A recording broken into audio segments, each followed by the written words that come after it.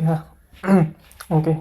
Sekarang saya akan membuat tutorial. Bukan tutorial sih sebenarnya. Saya akan menjelaskan tentang enkripsi dasar. Ya, jadi misalkan saya punya dua orang di sini ya, yang ingin melakukan komunikasi. Jadi si A ini dia ingin mengirimkan pesan kepada si B. Nah, tapi kan pesannya itu misalkan dia ngirim sebuah apa ya, pesan rahasia gitu, yang hanya bisa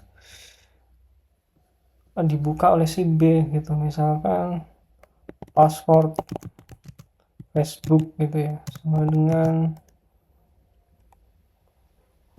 A B C D E.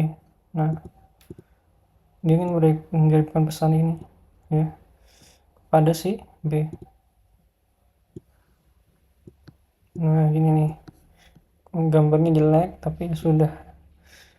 Nah, setelah ini, tapi bagaimana agar mengirimkan pesan ini aman? Nah, misalkan di sini ada entitas lain ya, namanya C. Nah, saya gambar dulu, namanya C.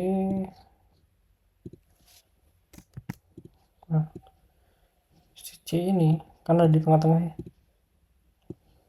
Nah, A mengirimkan pesan A mengirimkan pesan ke B melalui jaringan, yang mana si C ini dia itu ngebobol si jaringannya atau didisrupsi, namanya man of middle kalau nggak salah. Nah, jadi disrupsi di tengah. Nah, sehingga pesan ini bisa terbaca oleh si C gitu. Oh, password FB-nya si A itu ABCDE ya gitu, jadi dia bisa tahu nih. Nah, oleh karena itu perlu yang namanya enkripsi, dienkripsi pesannya gitu ya. Nah, ada metode enkripsi. Yang pertama itu adalah symmetric enkripsi, yang mana pesan ini dia itu akan dienkripsi dengan satu kunci. Misalkan ini saya punya kunci key, saya kasih warna merah biru deh. Nah, misalkan key-nya adalah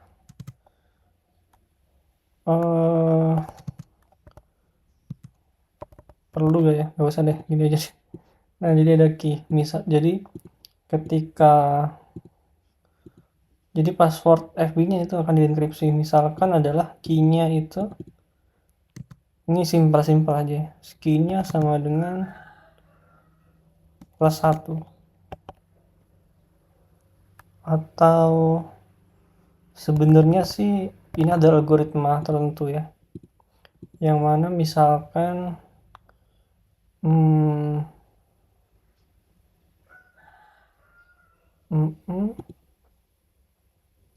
ya anggap aja gini nih, key-nya adalah abjad +1, atau jangan gitu, key-nya adalah +3. Nah, gini, kemudian dikasih pesannya ya. Pesannya ini sudah dienkripsi, jadi pesannya bukan ABCDE, pesannya adalah A+3, atau gini ya, pesan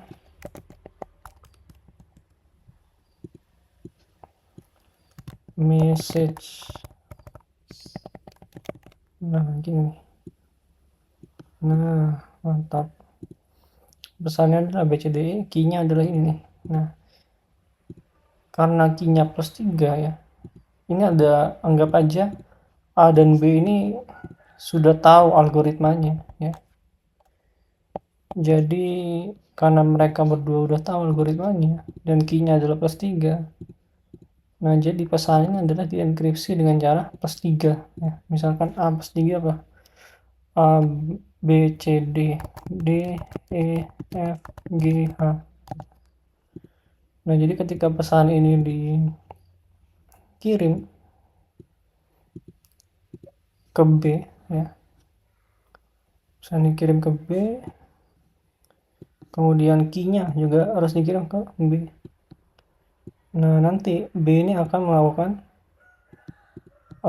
dekripsinya dengan algoritma tertentu, karena asumsinya adalah B sudah tahu bahwa algoritmanya adalah ya tinggal ditambah aja, tinggal ditambah sesuai dengan angka di sini gitu ya. Nah, ya udah, berarti nanti dia dekripsinya adalah tinggal dikurangi gitu ya. Ketika message ini masuk B, jadi dekripsinya adalah A B C D E. A B C D E. Nah, gitu. Nah, ini ya, enkripsi sederhana. Nah, tapi si orang ini, si man of middle ini, dia juga bisa ngakses. Jadi kelemahannya si symmetrical enkripsi ini adalah tetap aja kita harus ngirimin kunci ke si B, sehingga kalau ada orang ngehack di tengah jalan, dia bisa dapat kuncinya juga gitu. Jadi anggap aja pesannya tadi apa, sudah dienkripsi kan, B C D E F G H Q +3 gitu. Terus di tengah jalan dia dihack nih, atau diapain lah terserah ya, sehingga si C dapat gitu, dapat kunci dan pesannya. Dan kebetulan si C ini tahu algoritmanya, yaitu algoritmanya ya kebetulan dia tahu ya, jadi ya tinggal didekripsi sama si C. Nah, pesan didekripsi udah, ya udah dia tahu nih gitu ya pesannya, jadi tidak aman gitu. Kekurangannya symmetrical adalah kita harus kirimin kuncinya ke si B, ke lawannya. Nah, dan ketika ada man of middle ini, dia akan dapat kunci seperti itu. Nah, itu yang pertama ya. Terus yang kedua itu namanya asimetrical namanya. Nah, beda dengan ini.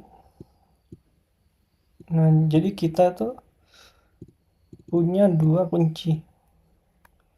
Kuncinya itu di enkripsi. Nama algoritmanya adalah RSA. Nama algoritmanya itu RSA. Algoritma RSA. Nah, ini gak usah dipikirin dulu algoritmanya ya. Yang penting ngerti konsepnya aja. Jadi yang pertama, si A ini, dia kan punya namanya public key dan juga private key.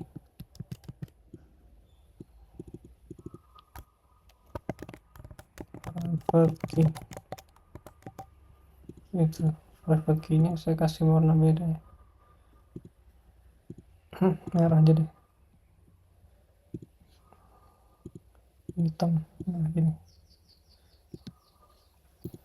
Terus si B juga punya sama.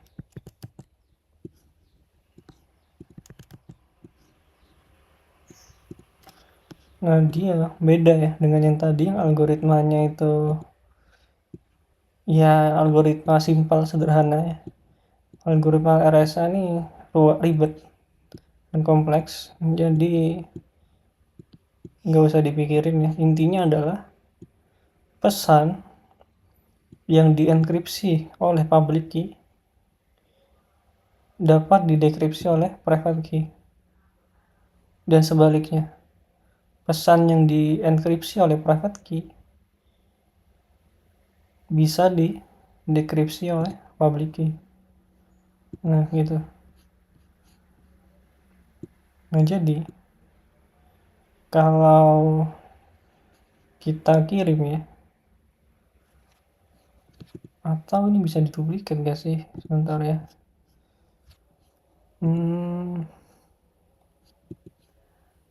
Sorry, nggak bisa ya. Ya sudahlah. Ya sudah. Jadi ini yang pertama tadi simetrik ya. Yang kedua asimetrik. Terus saya tulis ini dulu. Yang pertama tadi asimetrik. Simetrik. Kedua asimetrik.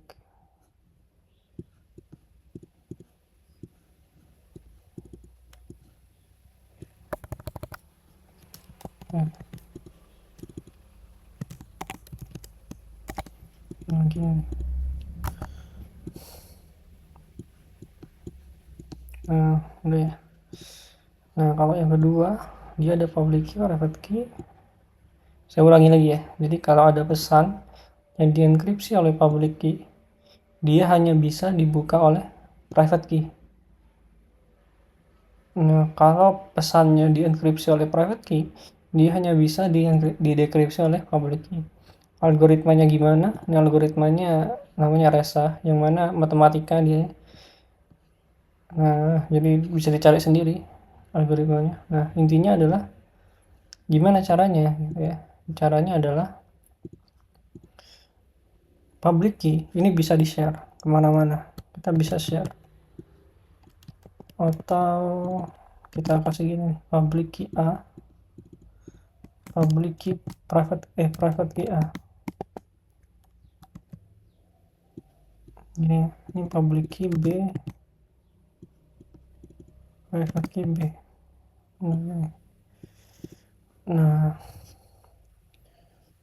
jadi public key bisa di-share di mana-mana. Kita bisa share sama C misalkan. Misalkan C ini adalah temannya si A dan di si B gitu ya. Kita bisa share juga dengan si B. Nah, gini nih. Public key boleh di-share. Kalau private jangan, karena dia ya sesuai namanya private ya. Dan sebaliknya, public key B juga bisa di-share. Di-share di A misalkan ya. Dan juga anggap aja C ini temennya si A dan si B, jadi di-share juga nih sama dia. Nah, dia juga punya gitu. Nah, jadi caranya adalah yang pertama adalah kita harus share dulu public key masing-masing ya, yang mana sudah kita lakukan tadi. Terus pesan ini dia akan dienkripsi oleh public key-nya si B gitu. Public key penerima. Karena A akan mengirimkan pesan ke B, maka pesan ini akan dienkripsi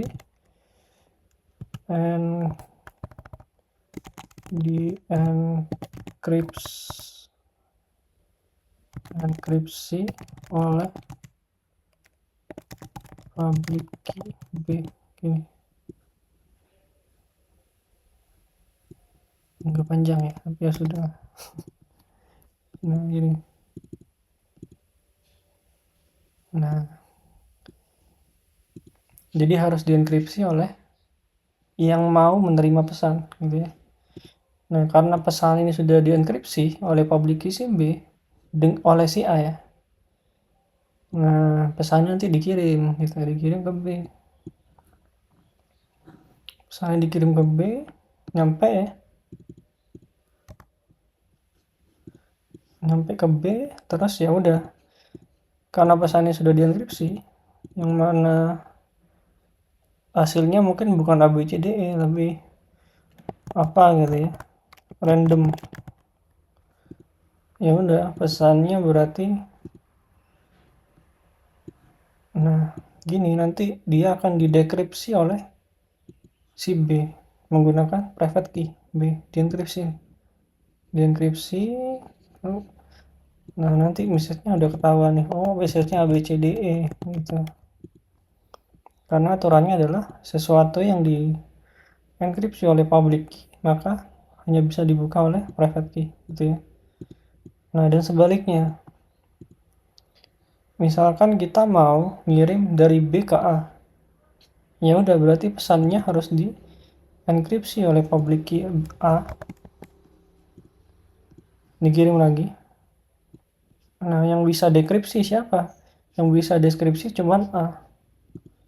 Ya udah di dekripsi nih pakai ini private key-nya.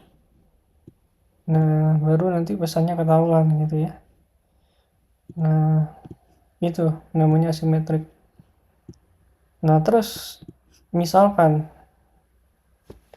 dia, kita balik lagi ya, kita dia enkripsi oleh B, pesan ini dikirim oleh si A ke si B, kemudian pesan ini ditangkap oleh si C ya.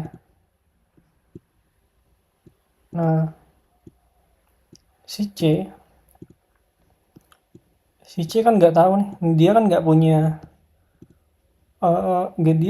punya private key si B untuk ngebuka pesan ini gitu ya. Jadi otomatis sebenarnya si C ini, man of middle ini, orang jahatnya ya, dia nggak bisa ngebuka pesannya, ngedekripsi pesannya, nggak bisa. Nah, cuman berarti aman dong, aman kan berarti, karena si C nggak bisa melihat pesannya. Aman, tapi sebenarnya si C bisa merubah pesan ini. Jadi misalkan gitu ya, jadi si C kan juga punya namanya public key, atau saya copy aja. Ini kan juga punya private key C gitu. Dia juga punya public key C ya. Nah gini, nah saya bilang tadi kan ya, anggap aja A, B, dan C ini ada temen gitu dan saling kenal, teman kantor misalkan ya, jadi dia saling kenal gitu. Nah, otomatis C ini, public key C juga dipunyai oleh si A dan si B gitu ya. Nah, ketika pesan ini nyampe di C di tengah jalan ya, nah karena C ini jahat ya, jadi dia akan membuat pesan baru. Misalkan pesannya adalah halo gitu ya, dia dienkripsi dengan public key-nya B, kemudian dikirim nih gitu. Nah di sini, nah jadi si B ketika dia mendapatkan pesan, dia buka dengan private key B, dibuka ya. Nah dia dapat halo, yang mana mungkin atau gini, contoh realnya ya, contoh kasusnya misalkan adalah dia minta, si B ini minta alamat gitu. Contohnya alamatnya adalah, ya alamat kamu di mana gitu ya, alamat saya adalah di Jember gitu misalkan. Terus dia nyampe ke C, kemudian diubah nih sama si C, diubah jadi Jakarta gitu. Kemudian masuk ke sini, dienkripsi lah sama si B. Nah terus pesannya kan udah berubah ya, pesannya lah si A ini, terus si B ketika baca lah, si A bukannya di Jember ya, kenapa aku di Jakarta gitu kan. Dia gak ngerti pesannya itu dirubah sama man of middle ini, yang C ini gitu ya. Nah makanya amannya aman cuman ketika bisa dimanipulasi message-nya dan kita nggak tahu siapa yang ngirim, ya kan, yang ngirim siapa kita nggak tahu. Dia cuman, si B ini cuma dapat pesan, kemudian pesannya bisa di enkripsi dengan private key, tapi dia nggak tahu nih siapa yang ngirim. Nah gitu. Sebenarnya bisa aja dikasih siapa yang siapa yang ngirim gitu ya, sender gitu message-nya nanti Jakarta oleh A. Tapi bisa jadi ketika si C tahu, Jember ya, Jember oleh si A, tapi C juga bisa melakukan hal yang sama gitu, Jakarta oleh si A gitu. Sama aja, jadi bisa dimanipulasi intinya. Nah, bisa dimanipulasi dan kita nggak tahu siapa yang ngirim gitu. Nah, yang ketiga itu namanya adalah digital signature.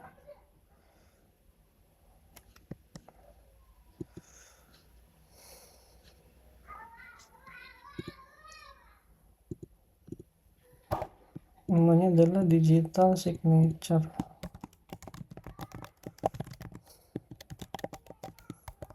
Mana dia sama juga. Apa saya hapus ya pesannya tadi. Message-nya misalkan halo. Nah, digital signature ini adalah tanda tangan yang mana sesuai namanya, tanda tangan itu mengidentifikasi si pengirim gitu, atau mengidentifikasi suatu identitas. Nah, jadi misalkan saya punya message ini, kemudian saya enkripsi, dienkripsi oleh private key A gitu. Nah, karena dia dienkripsi oleh private key A, jadi yang bisa buka pesan ini adalah siapa? Orang yang punya public key, ya kan? Hanya yang bisa buka pesannya adalah orang yang punya public key si A. Nah, ketika sampai B, dia bisa buka nih pesan ini karena dia punya public key A gitu ya. Nah, contohnya ini akan baik-baik saja ketika si B hanya punya satu public key. Nah, contohnya si C saya hapus nih. Nah, si C saya hapus. Nah, karena dia cuman punya satu public key, yaitu si A doang ya. Si A doang. Dia buka nih. Dibuka, seret. Ya udah ketahuan nih pesannya halo gitu. Nah, cuman ketika dia punya dua public key, dia bisa buka pesannya, tapi dia gak tahu kuncinya banyak gitu ya. Misalkan dia punya A, dia punya Z gitu. Nah, ketika nyampe sini, jadi gini, public key ini gak punya suatu identitas ya. Jadi kalau si B punya public banyak, dia bingung, public key ini punya siapa sih gitu loh. Jadi pesan ini bisa didekripsi sama si B, cuman dia gak tahu siapa yang ngirim gitu. Kalau dia punya public key-nya banyak, kalau cuma satu ya aman-aman aja. Nah, itu masalah pertama ya. Masalah kedua juga sama, ketika nyampe di C, terus si C ini jahat ya, dia akan buat pesan baru. Ya udah, dia tinggal ganti pesannya, misalkan hola, dia enkripsi dengan private key-nya C, dia kirim ke B, yang mana private key C juga bisa kan, dia punya private key C, di public key C, jadi pesan ini juga bisa dibaca, dienkripsi oleh si B. Nah gitu, jadi dia nggak tahu siapa yang ngirim kalau dia punya public key banyak gitu ya. Gitu. Kalau dia cuma punya satu public key sih benar ya. Misalkan si A dia hanya punya public key A, terus dia dapat pesan ini, terus dia buka dengan public key A. Lah kok nggak bisa dibuka? Nah berarti kalau nggak bisa dibuka berarti pesan ini ada yang memanipulasi gitu ya. Berarti pesan ini palsu, ada yang memanipulasi gitu. Nah itu digital signature. Nah terus yang terakhir itu ada namanya certificate.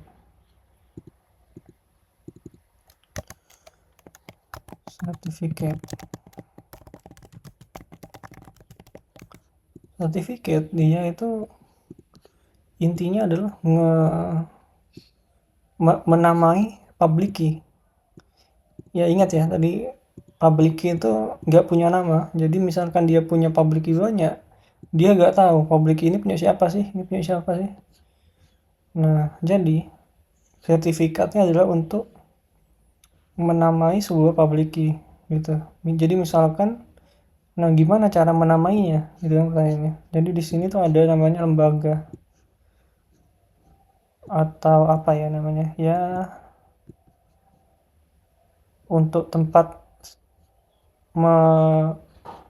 membuat sertifikatnya, namanya tuh PGI. Ish. Nah jadi mana tadi.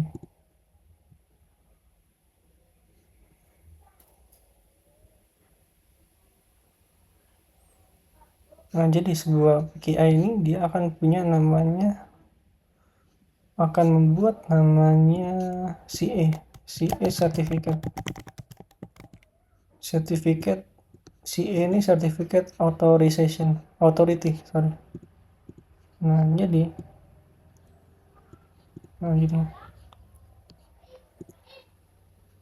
nah ibarat KTP lah, digital significant ini ibarat KTP. Jadi misalkan public key A, saya mau buat sebuah sertifikat ibarat KTP ya. Jadi A ini nanti dia akan punya KTP. Jadi ketika pesanannya dikirimkan ke B, jadi dia tahu nih, oh ya dia dari si A gitu pesannya, karena udah ada KTP-nya si A gitu. Atau bukan KTP, fotokopi KTP mungkin begitu ya lebih tepatnya. Dan si C dia gak bisa manipulasi karena dia udah pakai KTP. Nah gimana cara kerjanya? Cara kerjanya adalah kita harus membuat sertifikat dulu, yang mana kita harus memberikan ini memberikan mana tadi, public key dan private key-nya.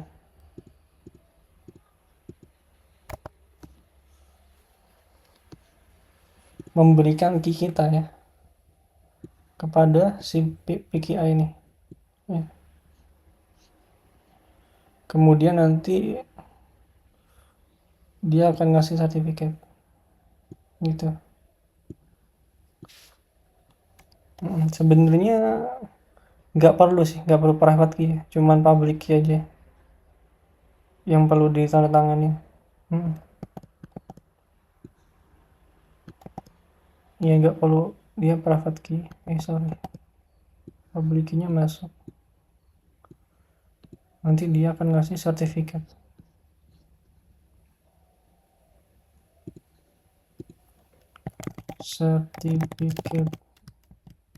Atau gini aja,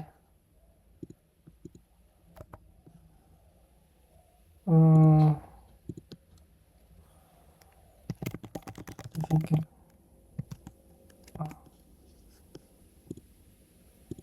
Nah gini ya.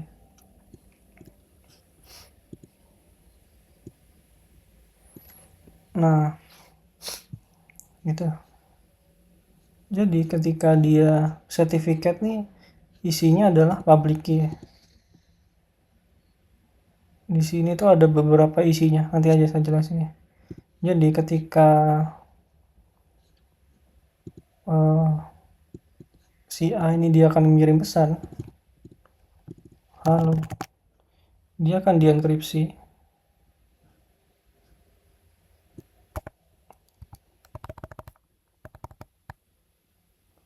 Dienkripsi oleh private key.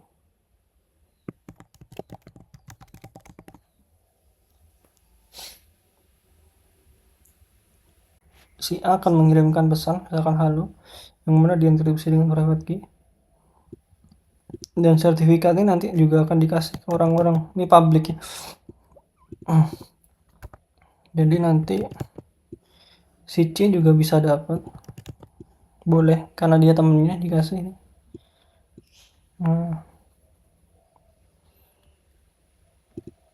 Nah udah, dia dikirim masuk ke sini si B. Terus ketika dapat pesan ini, si B langsung membuka pesan ini dengan apa? Dengan sertifikat. Sertifikat ini berisi public key, salah satunya ya. Salah satunya dia berisi public key.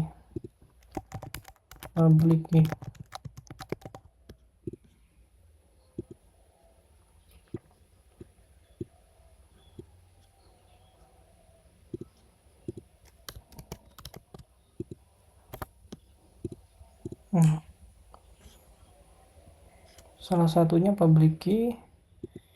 Nah jadi pesan ini bisa dibuka pakai sertifikat gitu ya, dan dia bisa langsung terdecrypt. Nah dan si B tahu kalau ini pasti dari si A. Karena apa? Karena sertifikatnya adalah sertifikat A. Nah sebelum itu gini, oke salah ya. Nah jadi si B ini harus percaya dulu dengan si PKI ini. Jadi dia harus percaya dengan si PKI ini. Karena PKI ini dia yang menerbitkan sertifikatnya si A. Jadi gitu, ibarat KTP ya. Jadi dia ini yang menerbitkan KTP beratnya.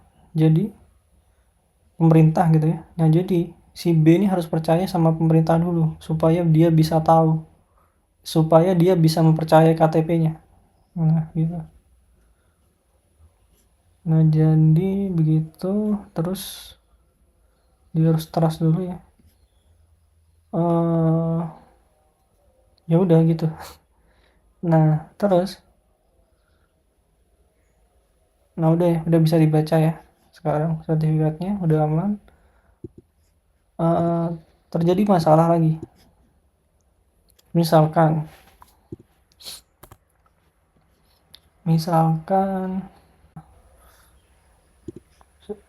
tadi saya bilang kan kenapa dia harus trust gitu ya. Trust terhadap PKI-nya si B.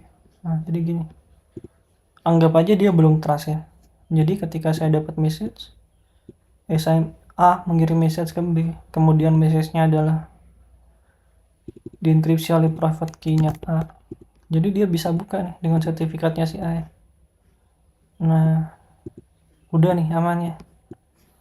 Nah tapi sebenarnya sertifikat A ini dia bisa dimanipulasi oleh si C. Bisa. Nah, jadi misalkan gini, message-nya kemudian nah gini, pas sampai sini dia tanda tanganin pakai private key C. Nah kemudian dia punya sertifikat juga, sertifikat C. Sertifikat C karena dia temennya nih, tiga-tiganya ya. Ya udah dikirimin aja nih, dia punya sertifikat, juga punya sertifikat ya. Ya udah, diginiin, dikirim.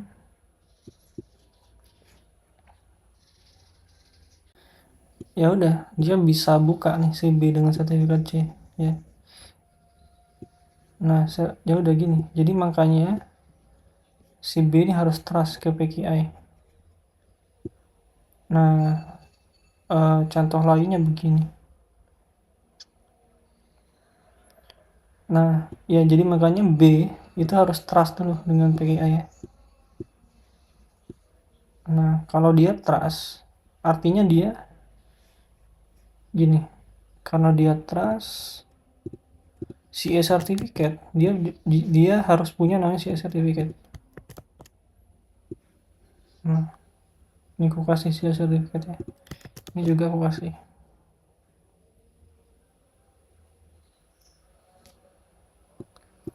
Atau public ya, lebih tepatnya yang public key. Public. Iya sih, memang public ya. Dari benar gini. Nah, jadi dari mana B itu tahu sertifikat A ini asli, memang benar-benar dari si A, dan sertifikat C ini adalah sertifikat yang palsu gitu ya. Dari mana dia tahu? Nah, dia tahu dari si A certificate gitu. Jadi sertifikat ini masing-masing ya, dia tuh punya public key. Kedua, dia punya namanya CA signature.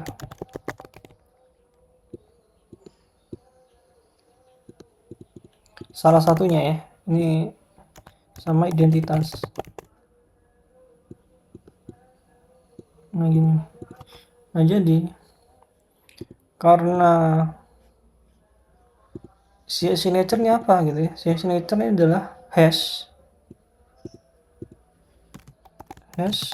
dari identitas gitu. Hash.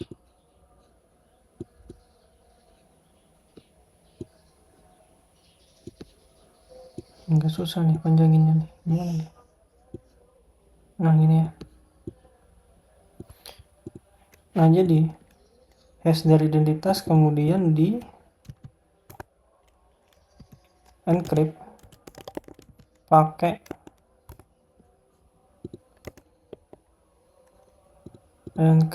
private key CA gitu. Atau saya taruh di atas aja. Nah, di sini aja nggak apa-apa ya. CA signature adalah hash dari identitas. Kemudian dienkripsi dengan key CA, private key CA. Nah, gini nih. Udah ya. Atau aku taruh di atas nih, sini deh. Nah, gini. Nah, jadi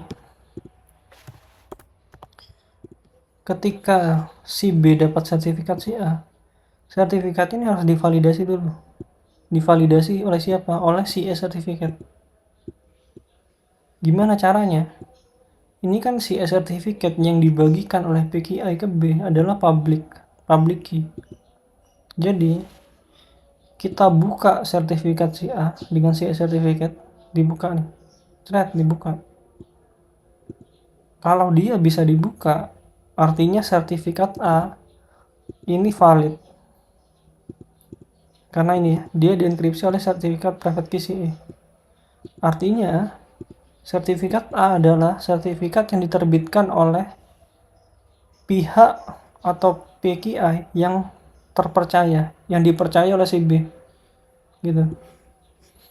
Nah, sementara si C ini ketika saya buka gak bisa, ternyata si C ini dia pakai PKI lain misalkan dia ditandatangani sendiri sama dia gak pakai PKI gitu ya, self sign certificate gitu, jadi gak bisa dia. Jadi dari sini aja si B tahu bahwa sertifikat C ini palsu gitu ya, bukan palsu, sorry, sertifikat C ini dari orang lain, bukan dari si A gitu.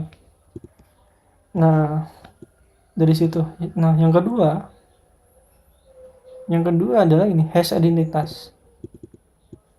Ketika sertifikat A ini saya decrypt pakai si E, dia akan menghasilkan hash identitas.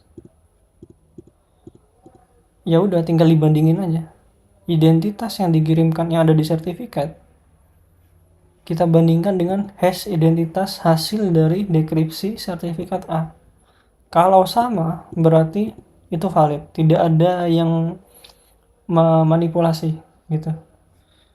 Manipulasi gimana maksudnya? Ya misalkan ya, kita kirim pesan nih dengan sertifikat ya, dengan sertifikat. Ternyata sertifikatnya ini dimanipulasi, diubah.